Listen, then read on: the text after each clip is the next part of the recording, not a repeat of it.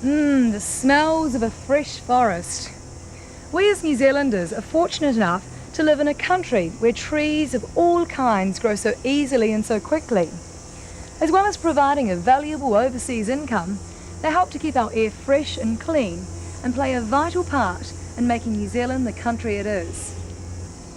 For you, the homeowner, trees provide a great source of very economical and environmentally friendly heat. And what's more, because wood is a renewable resource, kind of like stored solar energy, it'll always be an ample supply. And by choosing wood to heat your home, you're playing your part in keeping our country green and clean and our skies clear.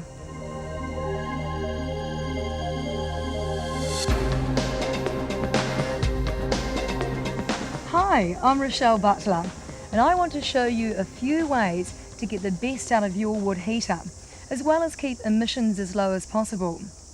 I also want to give you a few tips on your coal appliance as well. You know, burning wood as your primary heat source is a very economic and sensible way of heating. And by choosing wood to heat your home, you're playing your part in a major conservation role. For many years, our combustion engineers have been recognised as being world leaders, and New Zealand technology has been at the international forefront since the emergence of new age wood burners. For example, the Stay Clean glass door, seen on nearly all heaters these days, was a New Zealand invention. And Kiwis have also played a major role in developing international standards to keep our air clean. So you can be sure that whatever appliance you have, it really is among the best in the world. And did you know that burning wood produces no more carbon dioxide than if it's left on the forest floor to rot? All you are doing is accelerating the natural cycle so vital for clean air and ready oxygen supply. But even better, you're also destroying the methane which would otherwise affect the ozone layer. So what's the best wood to use? Which burns hotter and which burns longer? And when's the best time to have your wood delivered? Let's ask a member of the New Zealand Home Heating Association who's been selling wood and heaters for a long time. So Luke, you've been in the wood and heating industry for over 15 years. What's the best type of wood to use, and when should a person go and purchase that wood? The best wood to use in wood burners is the hardest wood. The most readily available today would be Manuka. The harder the wood, the longer the burn. Woods like macrocarpa and pine are good to establish a fire, but to get the length of burn that you should get out of a good wood burner, you really need some hardwood. Blue gum is another wood that's good in that particular situation. So what's the difference between wet wood and green wood? Green wood is wood that's been freshly cut. It just hasn't been seasoned at all. It has a very, very high content of sap, and sap, if you try and burn it in a wood burner, will turn to creosote, can block up flue systems, and it just doesn't give you any heat.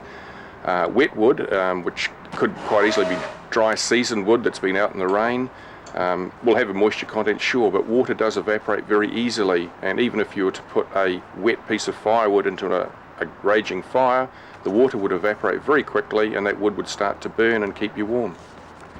So tell us about the structure of wood and why it's prone to holding so much water. Well, as a tree's growing, it has cells within it, and the cells just contain sap and moisture, and a piece of firewood in its green form can hold 100% of its own weight and moisture. So what wood should a homeowner avoid using? You should always use ordinary natural wood, not treated timbers that have been processed. Processed timber usually has tannalizing, that has very corrosive acids in there. Once burnt, you can't do anything with that ash. You'd have to dispose of it in a pretty selective sort of way, whereas natural wood, when burnt, gives you an ash that you can use on the garden and use as manure. What about driftwood? Is that very good for your fire at home? Definitely no. Driftwood has a very high salt content, and that then becomes very corrosive under high temperatures, and it would totally invalidate your warranty of any metal or cast iron firebox. Where do coal and carbonettes fit into the picture? Coal and carbonettes are generally used more in open fires than wood burners. However, there are some wood burners on the marketplace today, because of their quality and the way in which they're made, they're able to burn both wood and coal. But coal and carbonettes do burn a lot hotter. So in an open fire situation, they assist wood and tend to give you a lot more heat. And finally, Luke, what special tip would you like to give homeowners out there to ensure that they get the best out of their fire? We've talked about firewood. That's really, really important to get the best heat out of your fire. Always ensure that you get your fire regularly serviced by reputable people. Members of the New Zealand Home Heating Association are able to come and inspect it and check it for you. That's about it. Stack it loosely with the end of the stack towards prevailing winds for quicker drying. And split larger pieces so more surface is exposed to the breeze. Soft woods such as pine can take 6 to 9 months to dry properly. Hardwoods, like some gums, can take 12 months or even more. The simple key to a good fire is dry or seasoned fuel. Okay, let's do a little experiment. Let's test the moisture content of this dry piece of wood that's been seasoned for 12 months with this green wood. Okay, first of all, we'll test the moisture content of this dry piece of wood. As you can see, this piece of dry wood has around about 15% moisture, which is ideal for home heating. Now let's try the green wood.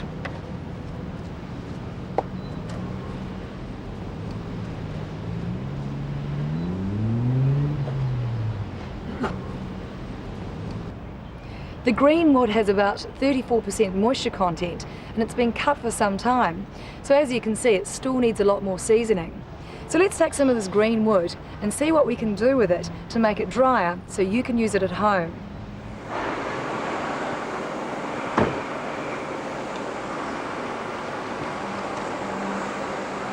Now we're going to dry some wood to what would be considered an acceptable level of moisture, just to show you how much water a few logs can hold.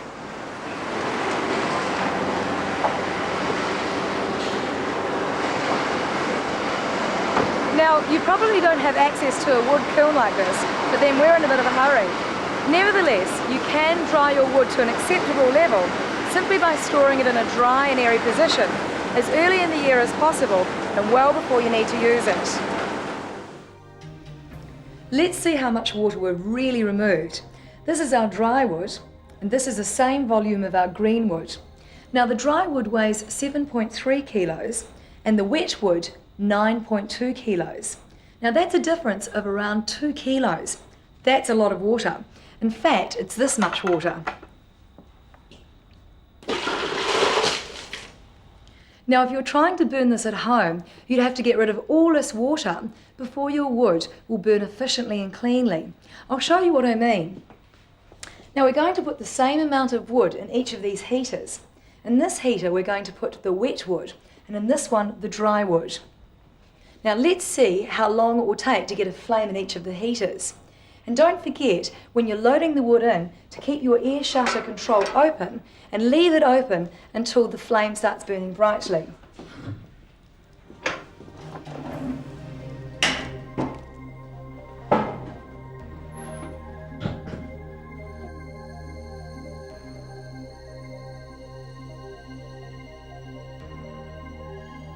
Look how sluggish our wet wood is. Now that's because it's trying to evaporate all that excess water, which is laden with unburnt chemicals and resin.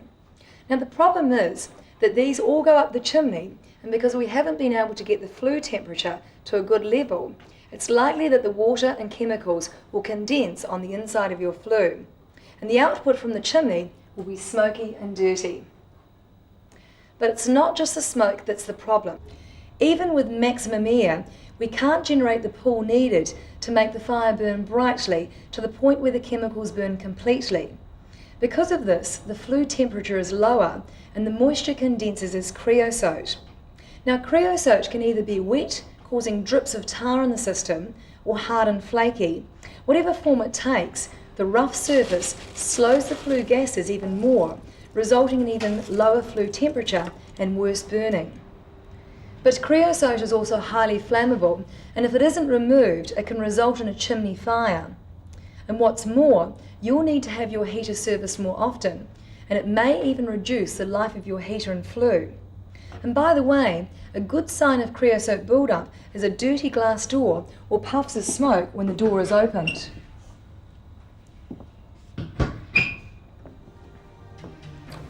So how can you tell if your wood is dry? Let's ask Dave Pullen, who has been in the heating game for over 25 years. So how does a homeowner know if their wood's dry enough? Right, Michelle. Well, let's have a look at these two pieces of wood. First of all, we have a dry piece of wood, which shows radial cracks very well, and a homeowner can actually see that when he goes to buy his wood. On this piece of wood, we actually have no radial cracks, so therefore this piece of wood is not dry, it's still probably quite green. Now, another test that the homeowner can actually do is that once he's got a red ember bed in the bottom of his fire, he can take a piece of wood, put it into the middle of the fire, shut the door, leave the air control wide open, and if the piece of wood lights up and burns brightly within the first minute, it's very good. If it takes 2 minutes to 3 minutes to burn, well then it should probably be put back on the heat for another month or even 2. And if it takes 5 minutes to catch a light and burn brightly, then you should put it back on the heat and use it next year, or take it back to the wood merchant you bought it from. So there you have it, straight from the horse's mouth.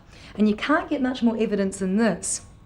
If your wood doesn't meet this criteria, then simply let it dry a bit longer. Wet wood gives a much lower heat output, and just look at the chimney, it's still smoking while this one's clear. So you can really see it makes sense to use dry fuel if you want to be really warm this winter and save yourself some money. But remember that coal too will burn dirty if you don't have a properly prepared fire. Make sure you light a coal fire on a clean grate so that air can flow through and around the lumps of fuel. Use an ample supply of kindling on top of the fire lighter or newspaper base. And before adding any coal at all to the fire, make sure that the kindling is burning brightly and then add a few pieces at a time. Once the initial supply of coals has started to burn, add a strip of coal front to back alongside the burning coals. Once this strip has started to burn, add another strip against its burning face. Keep adding fuel from side to side rather than dumping it on the top of the fire. If your appliance will burn a mix of wood and coal, follow the manufacturer's instructions on the best way for a clean burn. And if you rely on an open fire at the moment, remember an inbuilt solid fuel heater is far more efficient to operate and safer too. What's more, they make a great addition to any room. Again, your friendly local home heating association member can help you there. But whether you burn wood, coal or a mixture, for the best results, remember the 3 F's. Fuel, make sure it's as dry as possible. Fire, make sure it burns as brightly as possible. And flue, make sure it's installed in accordance with the manufacturer's instructions and is the correct height. And make sure you have it cleaned annually. So there you have it. Just follow these simple pointers and you'll be as warm as toast in the coldest of winters. And what's more, you'll get the best out of your wood heater, you'll keep our skies clean, and you'll be able to breathe easier. Oh, and one final tip. A day like today is perfect to get that first load of wood. So come on, let's go to it.